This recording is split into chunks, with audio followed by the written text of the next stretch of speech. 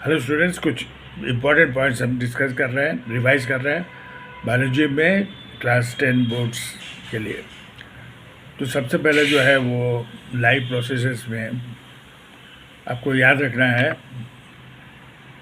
Nutrition के बारे में। तो न्यूट्रिशन में प्लांट्स, पहले तो प्लांट्स में फोटोसिंथेसिस मतलब प्लांट्स अपना फूड खुद बनाते हैं कार्बन डाइऑक्साइड और वाटर से, सनलाइट और क्लोरोफिल के प्रेजेंस में। क्लोरोफिल होना जरूरी है इसलिए कि सनलाइट को एब्जॉर्ब करता है और केमिकल लाइट एनर्जी को केमिकल एनर्जी में चेंज करता है, जिससे कि क्या होता है, लाइट डिपेंडेंट रिएक्शन में सबसे पहले वाटर ब्रेक होता है और ऑक्सीजन और हाइड्रोजन अलग होता है। हाइड्रोजन NADP के साथ मिलकर NADPH बनाता है और फ्री ऑक्सीजन अलग होता है। इसमें इलेक्ट्रॉन्स भी कुछ मिलता है। और फिर दूसरा फेज़ जो है लाइट इंडिपेंडेंट फेज़, उसमें क्या होगा, CO2 का रिडक्शन होगा ताकि कार्बन हाइड्रोजन ऑक्सीजन सब मिल के कार्बोहाइड्रेट बनेगा। तो ये आपका फोटोसिंथेसिस हुआ, ठीक है ना। और जो लाइट डिपेंडेंट फेज में जो इलेक्ट्रॉन निकल रहा है उससे क्या होगा, ATP बनेगा, फॉस्फोराइलेशन बोलते हैं उसको। और फिर जो लाइट इंडिपेंडेंट रिएक्शन है उसमें CO2 का मेनली रिडक्शन होगा जिससे कार्बोहाइड्रेट बनेगा, और जो ग्लूकोज बना वो स्टार्च में भी कन्वर्ट होगा, है ना। तो ये दो चीज़ जिसको पॉलीमराइजेशन बोलते हैं ये होता है फोटोसिंथेसिस में, ठीक है। अब जो न्यूट्रिशन की अमीबा के कुछ पॉइंट्स आपको याद रखना होगा, जिसमें होलोजोइक मोड है, जिसमें क्या होगा, इंजेशन, डाइजेशन, एब्जॉर्प्शन और एजेशन। तो सिटोपोडिया के द्वारा ये फूड को अपने अंदर लेगा, फूड बैकहोल में उसका डाइजेशन होगा, फिर एब्जॉर्प्शन होगा, फिर जो वेस्ट है वो एक्सक्रीट हो जाएगा बॉडी सरफेस से। सो ये अमीबा का होलोजोइक मोड है, वो आपको याद रखना है। फिर आप चले आए इसमें न्यूट्रिशन इन मैन में, ह्यूमन में। तो भाई सीधी सीधी बात है कि सलाइवरी ग्लैंड से सेक्रेशन शुरू होता है। सलाइवरी ग्लैंड माउथ में है, वहाँ पे फूड का जो मिक्सिंग होगा और सलाइवरी एमिलेज जो क्या करेगा, स्टार्च को पहले माल्टोज में चेंज करेगा, पॉलीसेचराइड को डाइसेचराइड में। फिर जो है स्टमक में आएगा फूड, स्टमक में गैस्ट्रिक जूस है जो जिसमें HCl है। HCl जो है फूड को एसिडिक बनाएगा ताकि गैस्ट्रिक जूस का जो एंजाइम है पेप्सिन वो काम करे और प्रोटीन को पेप्टाइड में बदले। साथ ही में बैक्टीरिया अगर कुछ है तो इसको भी मार देगा HCl, और म्यूकस है तो वो HCl के प्रभाव को रोकेगा, वाल्व पर जो HCl का इम्पैक्ट होगा उसको रोकेगा म्यूकस। तो ये सब आपको याद रखना है। फिर आप वहाँ से फूड आ गया इंटेस्टाइन में आया तो इधर से लीवर का भी जो जो प्रोडक्ट है दैट इज़ बाइल भी आएगा इंटेस्टाइन में। बाइल क्या करेगा, एसिडिक फूड को अल्कलाइन बनाएगा। और उधर से पैनक्रियास से भी पैनक्रियाटिक जूस आएगा जिसमें कि ट्रिप्सिन एमिलेज लाइपेज होगा जो फर्दर प्रोटीन को डाइजेस्ट करेगा, पेप्टाइड्स में चेंज करेगा, है ना। और फैट को फैटी एसिड ग्लाइसरोल में चेंज करेगा, लाइपेज है, लाइपेज के द्वारा। और ट्रिप्सिन जो है वो पेप्टाइड्स और पेप्टोन्स में फर्दर प्रोटीन को बांटेगा, डिवाइड करेगा। अब जो है ये फूड अल्कलाइन हो गया। अब फाइनल डाइजेशन स्मॉल इंटेस्टाइन के इंटेस्टाइनल जूस के एंजाइम से होगा, जो आपका माल्टोज जो बना था स्टार्च से वो फाइनली ग्लूकोज में बदलेगा, जो पेप्टाइड्स और पेप्टोन्स बना था प्रोटीन से वो फाइनली एमिनो एसिड में बदलेगा, और थर्ड जो है फैट जो है वो फाइनली फैटी एसिड और ग्लाइसरोल में बदलेगा। कहाँ पर, ये स्मॉल इंटेस्टाइन में। तो डाइजेशन कंप्लीट हो गया। अब एब्जॉर्प्शन पार्ट जो है वो इंटेस्टाइन में ही होगा विलाई के द्वारा। विलाई जो है वो फिंगर लाइक प्रोजेक्शंस हैं, वहाँ तक आपका फैट के लिए भी है। एब्जॉर्प्शन का एरिया, जो सरफेस एरिया को बढ़ाता है। तो ये जो है एब्जॉर्ब हो गया फूड, डाइजेस्टेड फूड, वो लीवर में गया। लीवर में जो ग्लूकोज गया वो ग्लाइकोजन में कन्वर्ट हुआ और स्टोर हुआ, और फिर ग्लाइकोजन कन्वर्ट होगा ग्लूकोज में जब ज़रूरत बॉडी को होगा। इसी तरह फैट का भी है। फैट वहाँ पर फैटी एसिड ग्लाइसोल के रूप में जाएगा सीधे लिम्फेटिक सिस्टम में, और लिम्फेटिक सिस्टम में जो है लिम्फ ग्लैंड्स में, हाँ, वो उसको एक लिम्फेटिक सिस्टम को और मजबूत करेगा। Digested fat, fatty acid and glycerol, ये आपका डाइजेशन और एसिमिलेशन दोनों हो गया। अब रहा बात जो है सर्कुलेशन के बारे में भी आपको याद रखना है, ट्रांसपोर्टेशन के बारे में। प्लांट में तो जाइलम फ्लोएम से पानी ऊपर जाएगा, पहले रूट में आएगा ऑस्मोसिस के द्वारा, फिर जाइलम फ्लोएम से ट्रांसपोर्ट होगा। क्या चीज़? जाइलम होगा। जाइलम वाटर को ऊपर तक, शूट तक पहुंचाएगा, और फ्लोएम जो है बना हुआ खाने को पूरे प्लांट्स में डिस्ट्रीब्यूट करेगा। तो जाइलम फ्लोएम दोनों वस्कुलर बंडल है। जाइलम भी कम्प्लेक्स परमानेंट टिश्यू है जिसमें tracheid, xylem vessel, xylem parenchyma, xylem fibres है, जो कि सब डेड है एक्सेप्ट जाइलम पेरेन्काइमा। और फ्लोएम में जो है भी जो है वस्कुलर बंडल है, जो कि प्रिपेयर्ड फूड को पहुंचाता है प्लांट के दूसरे पार्ट्स में। और इसमें भी आपका जो है फ्लोएम में कंपेनियन सेल है, फ्लोएम पेरेन्काइमा है, फ्लोएम फाइबर है ना, और सीव ट्यूब है जो मेन कंडक्टिंग ट्यूब है। जाइलम में मेन कंडक्टिंग ट्यूब कौन है? ट्रैचिड और जाइलम वेसल, और फ्लोएम में मेन कंडक्टिंग ट्यूब है सीव ट्यूब। तो ये ट्रांसपोर्टेशन हो गया प्लांट में। और इसमें सर्कुलेशन आप ह्यूमन में आपको ब्लड के बारे में रिवाइज कर लेना होगा, डबल सर्कुलेशन के बारे में रिवाइज कर लेना होगा। डबल सर्कुलेशन क्या है? दो पार्ट में, पल्मोनरी और सिस्टमिक। बॉडी से डीऑक्सीडेटेड ब्लड हार्ट में जाएगा, राइट ऑरिकल में। राइट ऑरिकल में रिलैक्स करेगा तो ब्लड भरेगा, फिर कॉन्ट्रैक्ट करेगा तो राइट ऑरिकल से राइट वेंट्रिकल में जाएगा थ्रू ट्राइकप्सिड वाल्व, और यहाँ से लंग्स में जाएगा। लंग्स में जाएगा तो क्या होगा? डीऑक्सीडेटेड ब्लड ऑक्सीडेटेड होगा, गैसेज एक्सचेंज होगा, ऑक्सीजन आ जाएगा ब्लड में, फिर वो वापस हार्ट में जाएगा लेफ्ट ऑरिकल में, और लेफ्ट ऑरिकल से फिर सिस्टोल होगा तो लेफ्ट वेंट्रिकल में जाएगा। बीच में बाइकस्पिड वाल्व है, लेफ्ट वेंट्रिकल से पूरे बॉडी में जाएगा ऑक्सीडेटेड ब्लड थ्रू आरोटा। तो वाल्व्स हैं, जब बाहर जा रहा है, लंग्स में जा रहा है ब्लड, तो वहाँ पल्मोनरी सेल्युलर वाल्व है, और जब इसमें आ रहा है और जब हार्ट से पूरे बॉडी में जा रहा है थ्रू आरोटा, तो वहाँ भी आरोटिक सेल्युलर वाल्व है। ठीक है ना? तो this is the double circulation in human. इसके बारे में आपको याद रखना है। एक्सक्रीशन थोड़ा रिवाइज कर लेना होगा। प्लांट्स में एक्सक्रीशन लीफ फॉल से होता है, और जितने भी पदार्थ प्लांट से निकलते हैं, प्लांट के किसी पार्ट को काट देने से मिल्की सब्सटेंस या gelatinous substance in rubber plants etcetera, ये सारे जो हैं वेस्ट हैं प्लांट के। और ह्यूमन में आपको याद रखना है जो एक्सक्रीटरी सिस्टम है वो मेनली एक्सक्रीटरी ऑर्गन किडनी है। किडनी में नेफ्रॉन्स है। नेफ्रॉन में क्या हो रहा है? जब ब्लड आ रहा है किडनी में तो फिल्टर हो रहा है। पहला जो है अल्ट्रा फिल्ट्रेशन है, फिर जो है सारा अल्ट्रा फिल्ट्रेशन में सारा वेस्ट जो है यूरिया वगैरह निकल जा रहा है, लेकिन फिर से चूँकि पूरा पानी निकल आता है और ज़रूरी सब्सटेंस निकल आता है, फिर से रीअब्जॉर्प्शन ऑफ वाटर होता है।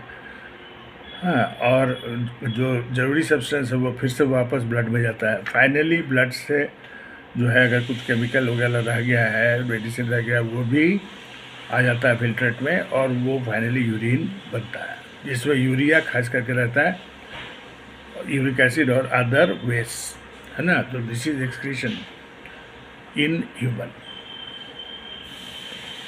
तो लाइफ प्रोसेस में ये सब मेन पॉइंट्स है जो आपको याद रखना होगा। है ना। और बाकी तो कंट्रोल कोऑर्डिनेशन है, ब्रेन, स्पाइनल कॉर्ड, ये सब के बारे में रिवाइज कर लेना होगा। ब्रेन का जो मेन पार्ट है वो क्या है, सेरिब्रम, सेरिबेलम और medulla oblongata. Cerebrum thinking, planning, analysing, सारी चीज़ के लिए सेरिब्रम है, मेन पार्ट है ब्रेन का। फिर सेरिबेलम है जो बॉडी के बैलेंस को मेंटेन करता है और बॉडी के मूवमेंट्स को हेल्प करता है, मस्कुलर मूवमेंट्स को। और मेडुला ऑब्लोंगेटा जो है वो इनवॉलेंट्री एक्शन जितना भी बॉडी में हो रहा है, जिस पर हमारा कोई कंट्रोल नहीं है, वो मेडुला ऑब्लोंगेटा कर रहा है। तो ये जो है मेन चीज़ आपका ब्रेन का याद रखना है ना। इसी तरह इनवॉलेंट्री एक्शन से कुछ है, स्पाइनल कॉर्ड से पूरे बॉडी में स्पाइनल नर्व्स जा रहा है, जो कि मैसेज को, इम्पल्स को स्पाइनल कॉर्ड आप में आ रहा है, फिर वापस जा रहा है। रिफ्लेक्स एक्शन में ऐसे भी पहले आ रहा है स्पाइनल कॉर्ड में, फिर ब्रेन में जा रहा है, फिर ब्रेन से वापस अफेक्टेड ऑर्गन में। सो इस तरह से जो सेंसरी न्यूरॉन इसका यूनिट है। सेंसरी न्यूरॉन जो मैसेज को ला रहा है, इम्पल्स को ला रहा है, मोटर न्यूरॉन जो ले जा रहा है, और एसोसिएशन न्यूरॉन जो दोनों को लिंक कर रहा है स्पाइनल कॉर्ड में और ब्रेन में। तो ये हो गया नर्वस सिस्टम का। ऑटोनोमिक नर्वस सिस्टम में सिंपैथेटिक है, पहला सिंपैथेटिक है। अगर हार्ट बीट हो रहा है ठीक ठाक तो वो सिंपैथेटिक है। अगर वो तेज़ हो गया है, ज़्यादा फास्ट हो गया है, तो वो उसको फिर से नॉर्मलाइज करने के लिए पहला सिंपैथेटिक नर्वस सिस्टम है। तो ये सब जो है इसमें आपको पढ़ना है कंट्रोल कोऑर्डिनेशन में। इसी तरह हार्मोन्स का है, मेन हार्मोन्स पिट्यूटरी हार्मोन और थायरॉक्सिन, थायराइड का हार्मोन, एड्रिनलिन, एड्रिनल ग्लैंड्स का हार्मोन, ये सब आपको याद रखना होगा। मेन इसमें पिट्यूटरी ग्लैंड्स का है growth hormone, human growth hormone. इसी तरह से आप जो है हेरिडिटी का मेन पॉइंट्स जो है उसको याद रखेंगे। हेरिडिटी में मेंडल फादर ऑफ जेनेटिक्स के नाम से जाने जाते हैं, और मेंडल का 3 लॉ है। कैसे जनरेशन आफ्टर जनरेशन कैरेक्टर्स पास होता है उसके बारे में उन्होंने रिसर्च किया पी प्लांट्स के साथ। पी प्लांट को इसलिए लिया कि वो बहुत ज़्यादा एबंडेंस में मिलते हैं, वो बाइसेक्सुअल हैं और जनरेशन उनका शॉर्ट होता है, लाइफ स्पैन, इसलिए स्टडी करने में अच्छा रहता है, सुविधा होता है उनको, हुआ था उनको। तो उनका जो लॉ है वो पहला लॉ है, लॉ ऑफ डोमिनेंस है। अगर 2 कॉन्ट्रास्टिंग कैरेक्टर में क्रॉस होगा तो क्या होगा, F1 जनरेशन में एक कैरेक्टर डोमिनेट करेगा, दूसरा छिपा हुआ रहेगा। जीन हालांकि दोनों का ही रहेगा, but one character is dominates over the other and the dominating character will express, और जो हिडन कैरेक्टर है वो रेसेसिव है। तो ये लॉ ऑफ डोमिनेंस है। एक कैरेक्टर हमेशा डोमिनेट करेगा, एक्सप्रेस करेगा, अपीयर होगा, दूसरा रेसेसिव हिडन रहेगा। Second law is law of segregation, जो पहला जो F1 जनरेशन में रेसेसिव था, छिपा हुआ था, वो F2 जनरेशन में जब सेल्फिंग होगा, F1 में तो क्रॉस हुआ था, F1 के ऑफस्प्रिंग में जब सेल्फ पोलिनेशन होगा तो क्या हुआ, F2 में जो छिपा हुआ कैरेक्टर था वो अलग हो गया इन द रेशियो ऑफ 3:1। जो बाहर से दिखाई दे रहा है तो फेनोटाइप है, और जेनेटिक कंस्टिट्यूशन इसका होगा 1:2:1, मतलब जीन का जो कंस्टिट्यूशन होगा उसको जेनोटाइप बोलते हैं, और बाहर से जो दिखाई देता है उसको फेनोटाइप बोलते हैं। ये सारा चीज़ आपको याद रखना है इसमें, हेरिडिटी में मेनली, है ना। इस पर केस स्टडी का भी आ सकता है, तो आपको लॉ बैठा के first law, second law, third, और थर्ड लॉ भी इनका है जो कि लॉ ऑफ इंडिपेंडेंट असॉर्टमेंट है। मतलब हुआ कि अगर 2 पेयर लिया जाए, पहला 2 तो मोनोहाइब्रिड क्रॉस का था, मतलब एक ही पेयर ऑफ कंट्रास्टिंग कैरेक्टर था, लिया गया था। अब ये जो है थर्ड लॉ जो उन्होंने निकाला वो डाई हाइब्रिड क्रॉस पर है, मतलब 2 पेयर्स ऑफ कैरेक्टर है। तो 2 पेयर्स ऑफ अगर कैरेक्टर है उसमें अगर क्रॉस करते हैं पहले तो एक तो डोमिनेट पेयर आएगा। ये सीड में किया गया था, round yellow with wrinkle yellow. तो राउंड येलो डोमिनेट है तो पहला F1 में सारा राउंड येलो होगा।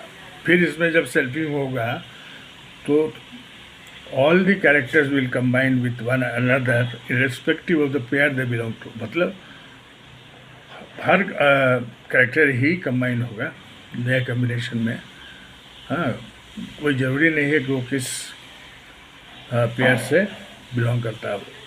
तो ये इंडिपेंडेंट असॉर्टमेंट हुआ, इसका रेशियो है 9:3:3:1। तो all the characters in A dihybrid cross will combine with one another irrespective of the pair they belong to in the ratio of 9:3:3:1। यह हो गया आपका थर्ड लॉ। तो मेन जो हेरिडिटी में आपको पढ़ना है, transfer of characters, similar characters from one generation to another, and the variation मतलब because of the errors in DNA copying. DNA copying से डीएनए कॉपिंग तो हर हाल में होगा, ये सेक्सुअल होगा या सेक्सुअल हो। फिर रिप्रोडक्टिव सिस्टम का भी कुछ important aspects, mail reproductive system, female reproductive system, asexual reproduction का कुछ मेथड्स। एसेक्सुअल में कौन कौन से मेथड है इम्पोर्टेंट? आपका फिजन है, बाइनरी फिजन, मल्टीपल फिजन, फिर बडिंग है, फ्रैगमेंटेशन है, रीजनरेशन है। ये सब आपको याद रखना पड़ेगा विथ एग्जांपल्स, ठीक है ना। बाइनरी फिजन अमीबा में है, बैक्टीरिया में है, मल्टीपल फिजन प्लाज्मोडियम में है। फ्रैगमेंटेशन जो है वो एल्गी में होता है, हाँ, स्पायरोगैरा में। और फिर spore formation bread mall Rhizopus में होता है। फिर आपका ये रीजनरेशन आपका प्लेनेरिया में होता है। और वेजिटेटिव रिप्रोडक्शन मतलब किसी भी पार्ट से हो सकता है, स्टेम से, रूट से, लीव से।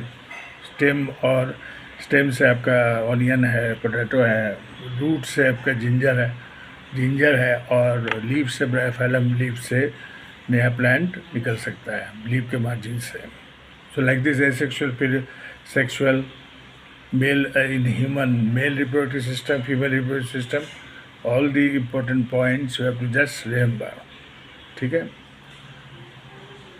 टेस्टिस के बारे में मेल में और ओवरीज के बारे में फीमेल में। टेस्टिस क्या हो रहा है, स्पर्म भी बन रहा है और मेल हार्मोन्स भी बन रहा है, टेस्टोस्टेरोन।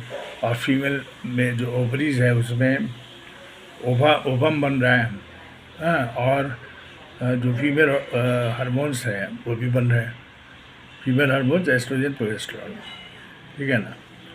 तो all this fertilisation when the male gamete fuses with the female gamete in the fallopian tube is called the fertilisation. और जब फर्टिलाइजेशन नहीं होगा तो क्या होगा, ये जो यूट्राइन वॉल थिक हुआ है वो शेड ऑफ होगा।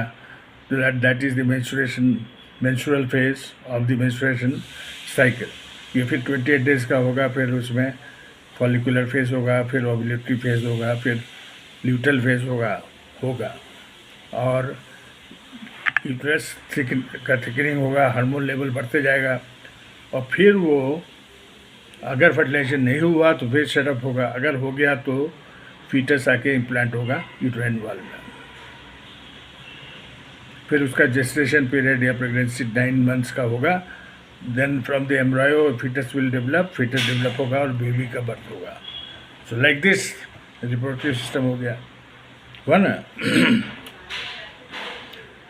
तो ये आपका ऑलमोस्ट सिलेबस है पूरा। और उसके बाद एनवायरनमेंट है, आवर एनवायरनमेंट, उसमें जो इकोसिस्टम है उसका यूनिट है, हाँ। उसका कंपोनेंट क्या है, बायोटिक है।